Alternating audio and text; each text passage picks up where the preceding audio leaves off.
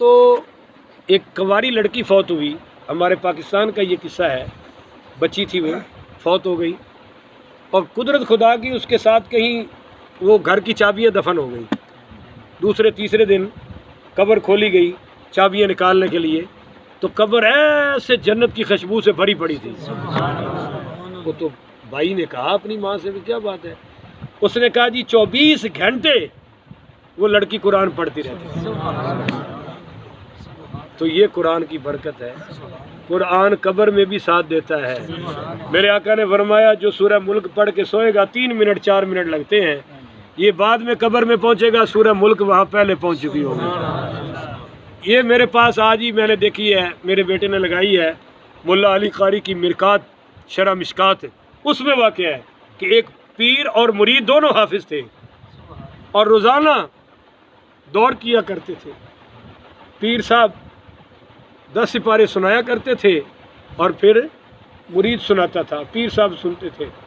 اچانک پیر صاحب فوت ہو گئے، پردہ کر گئے، تو مرید پیر صاحب کی قبر پہ چلا گیا اور اس نے جا کے کہا پیر صاحب آپ دنیا میں مجھ سے سنتے تھے، آج بھی سنو، میں سنانے آیا ہوں۔ تو اس نے مرید نے قرآن پڑھا، 5 سپارے ایک دن، 5 سپارے دوسرے، جو ہی اس کے 10 سپارے مکمل ہوئے تو آگے سے پھر پیر صاحب کی قبر سے تلاوت کی آواز آ رہی ہے۔ اگلے 10 پارے پھر پیر صاحب کی قبر سے اس نے سنے۔ یہ قرآن ہے، اللہ کی قسم مسلمانوں قبر میں بھی ہمارا ساتھ نہیں چھوڑے گا، اس سے یاری لگا لو۔ ہمارے علاقے کے ایک بابا جی تھے، ان کو قرآن آتا ہی نہیں تھا، قرآن اور روزانہ کھولنا، روزانہ یہ چھوٹا سا تھا یہ حافظ صاحب، گجرانوالہ میں میں اس وقت کرائے کے مکان پہ تھا، تو فجر کی نماز پڑھ کے میں آیا، تو آپ کو پتہ ہے کہ پہلے ہمارے گھروں میں ہر گھر میں قرآن کھلتا تھا، کیوں جی یاد ہے؟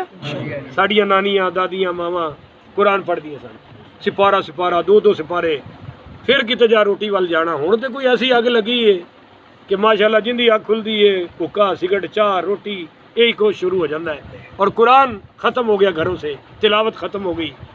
تو میرے یہ ساتھ تھا اور میں نماز پڑھ کے آیا، ایک گھروں اماں قرآن پڑھ رہی تھی، یقین کرو کہ مجھے نا میری نانی یاد آ گئی، اور میں اس کے دروازے کے ساتھ کھڑا ہو کے سننے لگ پڑا، اور ایسے ہی اپنی نانی کی یاد میں میری آنکھوں میں آنسو آ گئے۔ تو یہ مجھے کہنے لگا بابا آپ روتے کیوں ہو؟